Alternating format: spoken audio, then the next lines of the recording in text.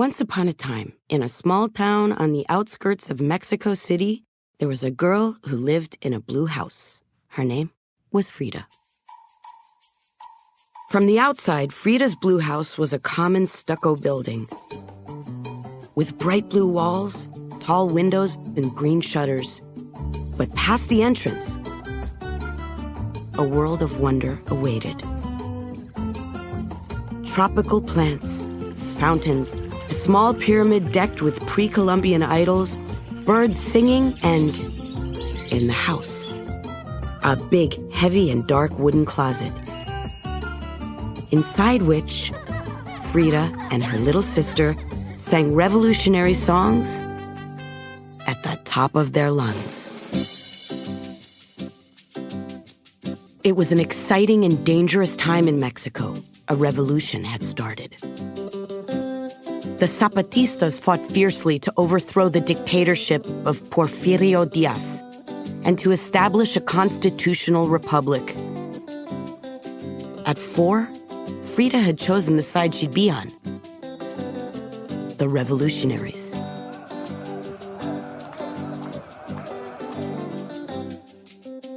Frida was a rebel.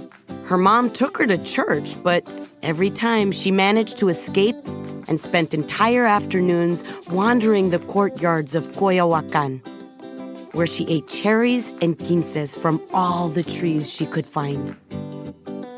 When Frida turned 6, though, her life changed abruptly. She contracted polio and was bedridden for months. Polio was a serious disease, potentially lethal, and at first it seemed to tarnish Frida's adventurous spirit. Soon, however, it became clear that Frida would not be tamed so easily.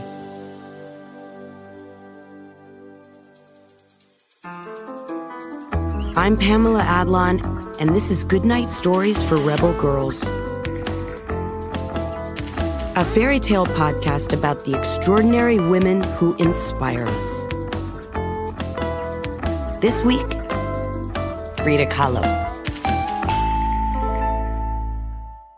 When Frida recovered, the doctor recommended she play as many sports as she could, since polio had left her with a right leg that was weaker, thinner, and shorter than her left.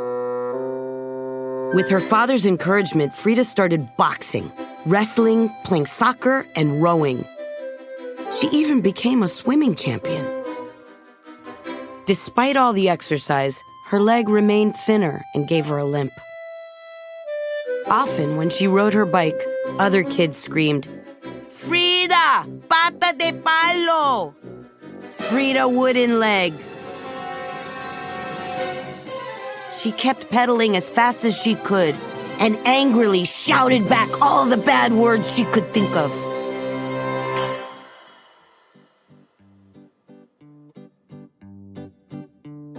When Frida was 15, she started attending the best high school in Mexico, La Escuela Nacional Preparatoria. She wore her black hair short with a fringe. She had a thick unibrow, fierce dark eyes, and a light mustache. Under the dictatorship of Díaz, the country had been ruled by a group of men who looked at Europe as a model for the modernization of Mexico. In their view, food, economy, fashion, art, everything European was better than anything Mexican. It took 10 years of revolution to give Mexico back to Mexicans, and Frida's school was central in that process. Let yourselves be inspired by the Mexican soil, the teachers said. Look at our costumes, at our traditions, at our hopes and desires. Let yourselves be inspired by what we truly are. Frida and her schoolmates took that lesson to heart. At the new school, Frida had immediately found her crew, a group of 9 students called Los Cachucas. They were intelligent and reckless. Once, they brought a donkey to school and rode it up and down the hallways. Another time, they refused to attend a lesson and stood outside the classroom, reading aloud a book they thought was more interesting. When a famous Mexican painter called Diego Rivera came in to paint a huge mural in their school, Frida pranked him all the time. She stole his lunch and made fun of his girlfriends when they visited him. Diego was 36 years old and unbelievably fat. He wore a cowboy hat, huge miner's boots, and a big leather belt. Some say Frida fell in love there and then. But it would take a few years before their love story began. In the meantime, Frida got a boyfriend. His name was Alejandro. They did everything together. And when they were not together, they exchanged long letters. Frida filled her letters with drawings, and as soon as she started wearing lipstick, she stamped them all with kisses.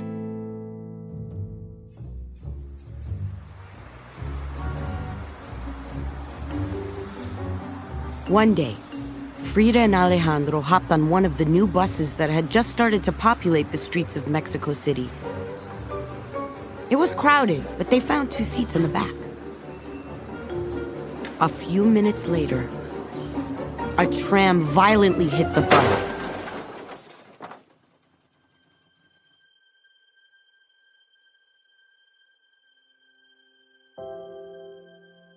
The bus seemed to bend impossibly. Then it burst into a million pieces. The metal handrail broke violently, and it impaled Frida, just like a sword. A passenger next to them was carrying a package full of powdered gold. The package broke during the collision, and the sparkling powder flew everywhere, gently coating Frida's bleeding body in gold. La bailarina, people shouted. They thought she was a dancer. Frida was rushed to the hospital, and for an entire month, it wasn't clear if she would survive. Her spine was broken in 3 places. Her collarbone was broken too, and her right leg was fractured in 11 places. Her right foot was crushed. Her convalescence took 2 years, and she never fully recovered, but she had survived. To overcome the consequences of polio, she had learned to become an athlete. Now, to recover from this terrible accident, she had to learn how to stay still.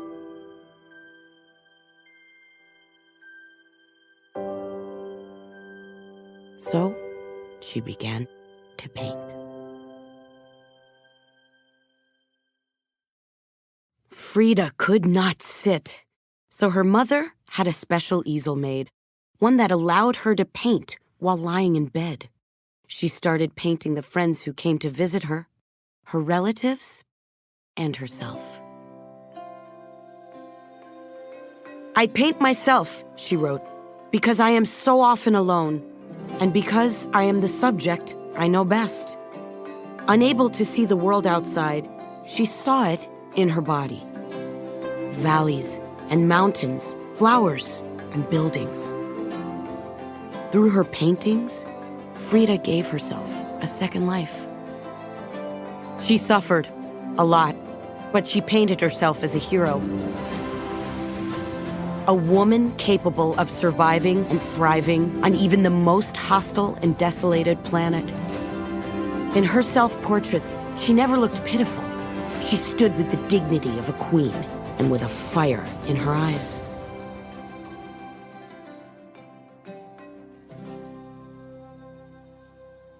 By the end of 1927, Frida was healthy enough to live with intensity in the vibrant atmosphere of Mexico City.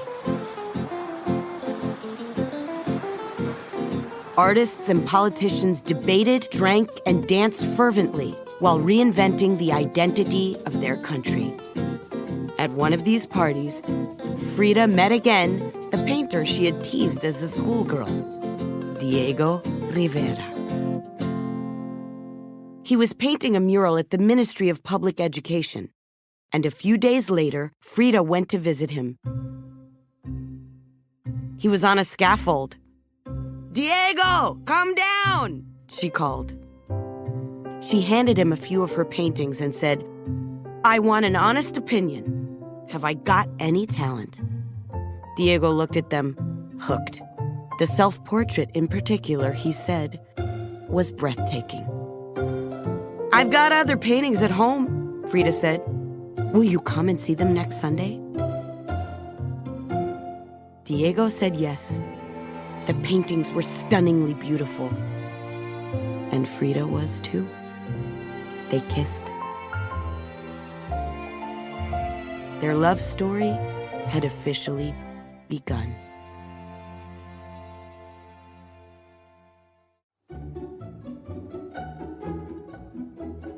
When they got married in 1929, Frida was 22 years old. In a painting she made about their wedding, Diego looks like a giant. He holds his palette and brushes proudly.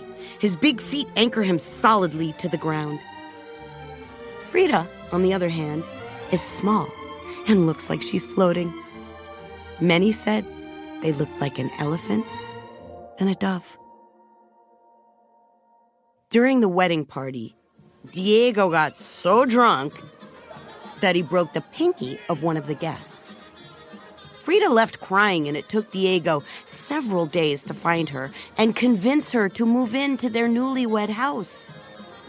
It was the stormy beginning of a marriage that would never resemble a fairy tale. In 1932, Frida got pregnant and because of her health problems, was afraid that giving birth could kill her. After much debate, she decided she would try to keep the baby. She wanted to be a mother. On a hot summer night, though, she started to bleed. Her uterus ached excruciatingly, and at 6 a.m., an ambulance took her to the hospital. She looked small in the stretcher. Her braids were soaked with tears.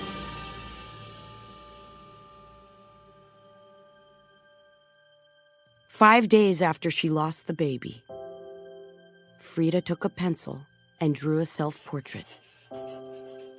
Then another.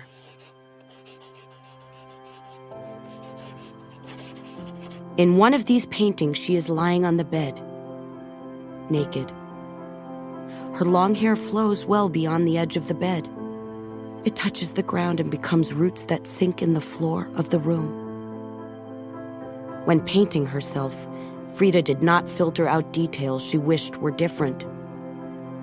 She drew strength from the truth. That body, as imperfect as it was hers. It had given her pain, yes, but also laughter.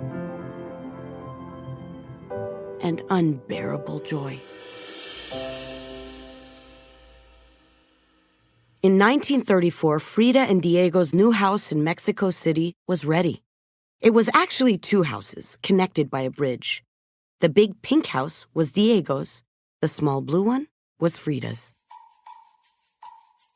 Frida often treated Diego like a big baby. She bathed him, put toys for him in the tub, and laughed at the huge pink underwear that needed to be custom made because Diego was far too big for standard sizes. They fought as energetically as they laughed. When Diego made Frida mad, she locked the door at the end of the bridge, forcing Diego to go downstairs and knock on the main door. Frida's servant would tell him she did not wish to see him, and back upstairs he'd go, begging for her forgiveness behind her locked door.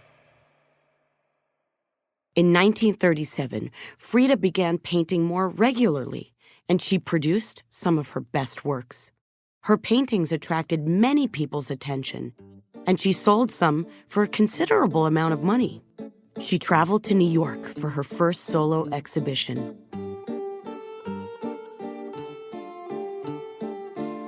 The opening night party was an incredible event.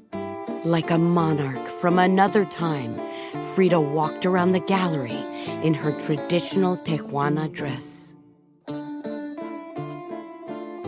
25 of her extraordinary paintings hung on the walls. Many of the most influential artists and collectors of the time looked at them, astonished. They had never seen anything like it.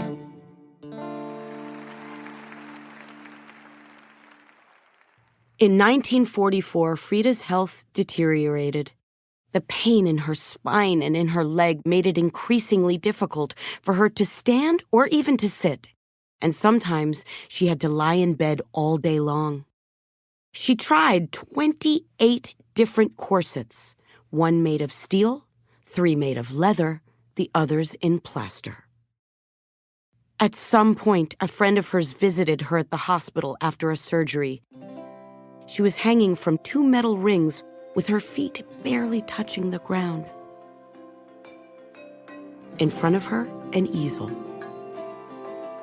She was painting. Throughout all this, Frida and Diego got divorced, then got back together. They kept painting, fighting, and making peace for their entire lives.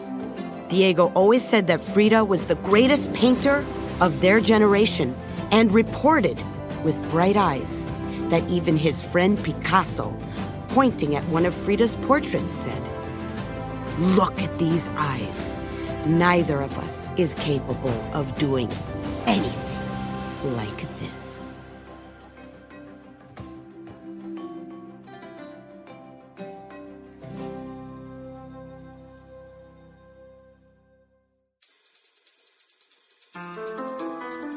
Hi, we are Elizabetta and Matilda from Edinburgh. Today's episode was hosted by Pamela Adlon. She is an actress, writer, producer, and director.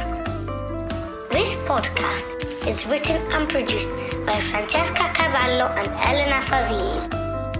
Sound design and original theme music are by Elettra Bargiacchi. This show is sponsored by the New York Times best-selling book series Goodnight Stories for Rebel Girls. Did you know Goodnight Stories for Rebel Girls 2 just came out?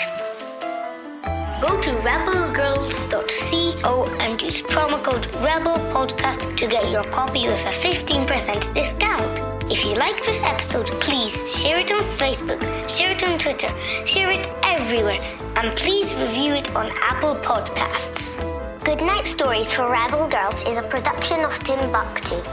Today's host, Pamela Adlon, lent her voice to benefit the United Service Organizations, where Timbuktu has made a donation in her name. Until next time, stay tuned and stay rebel.